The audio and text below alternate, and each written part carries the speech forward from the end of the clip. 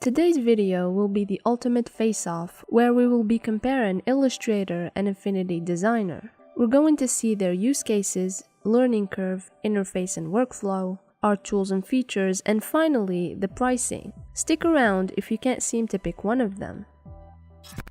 You probably know Illustrator, but maybe you don't. Ever since it was launched in 1897, Illustrator became one of the best vector-based software on the market, if not the best of them all. Millions of creators and artists use it because it helped them take their work to the next level. Being industry standard, it has all the necessary tools and features to serve any of your needs as an artist. You can run it on Windows and Mac, plus the very convenient version for iPad. How about the opponent? It's a highly advanced program developed by Serif Labs.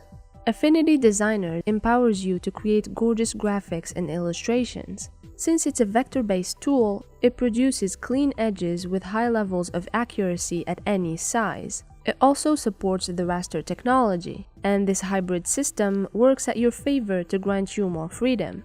You can run it on Windows and Mac, and you can also choose the iPad version. The initial launch was in 2014, and since then, it's competing with Illustrator, especially as the #1 alternative for most users. Very bold of you to assume that cheaper software aren't that good.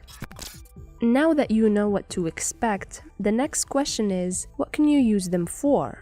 Illustrator is perfect for all vector graphics. If you need a clean design that you can scale to infinity, then Illustrator will be your guy. It's used by freelancers, agencies, small and big companies, Hollywood illustrators like movie poster designers for example, and so on. It's very common for logo design too. This is why it's extensively used by branding designers. The fact that it's suitable for print media and basically all marketing surfaces, it makes it even better for this purpose. The RGB and the CMYK color models push the horizons to new extremes. It will make sure that your designs will look dope anywhere. You can practically create anything with Illustrator, like flyers, brochures, layouts, stationery design, poster design, and so on. Affinity Designer, on the other hand, has both RGB and CMYK color modes too, just like Illustrator.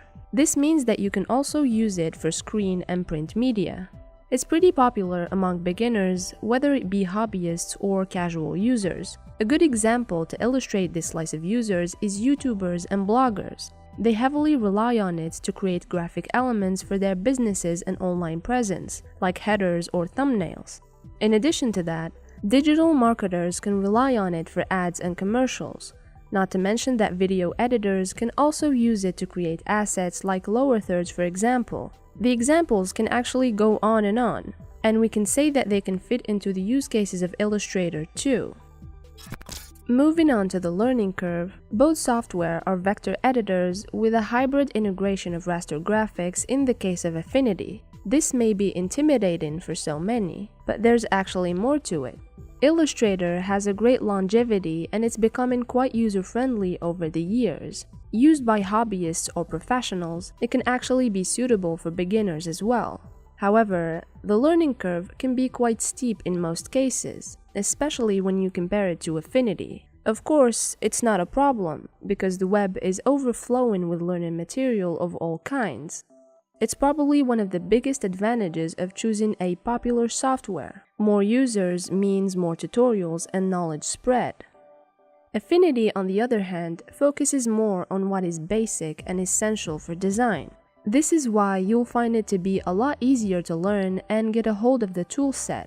You'll find lessons available from basic to advanced. Another important aspect in any legit comparison is the interface. Illustrator has a rich set of advanced tools, which may lead to the user interface looking a bit cramped and clunky. We don't think that it's the most intuitive either, but the fact that it's super customizable covers up for the deficit.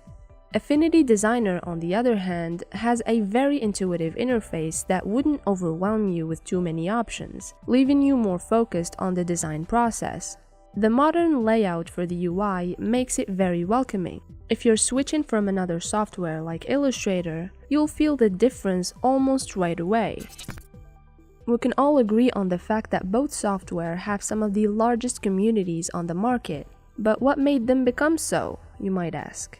The first thing that comes to my mind is the workflow of both, and how it can affect the production pipeline of any artist. The workflow of Illustrator is relatively smooth and easy to go with. Thanks to the very organized workspace and layout, the design process will be very effective. You can select from multiple workspaces that come by default. You have the Automation, Essentials, Essentials Classic, Layout, and Painting.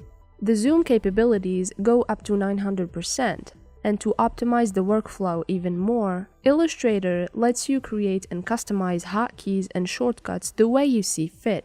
Affinity, on the other hand, uses a different approach known as the Persona tool.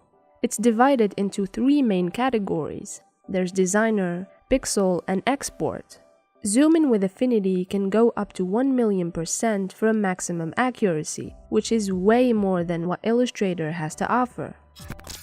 Each of these programs has a great set of tools to help you express your creative talents. We've selected some of them that stand out.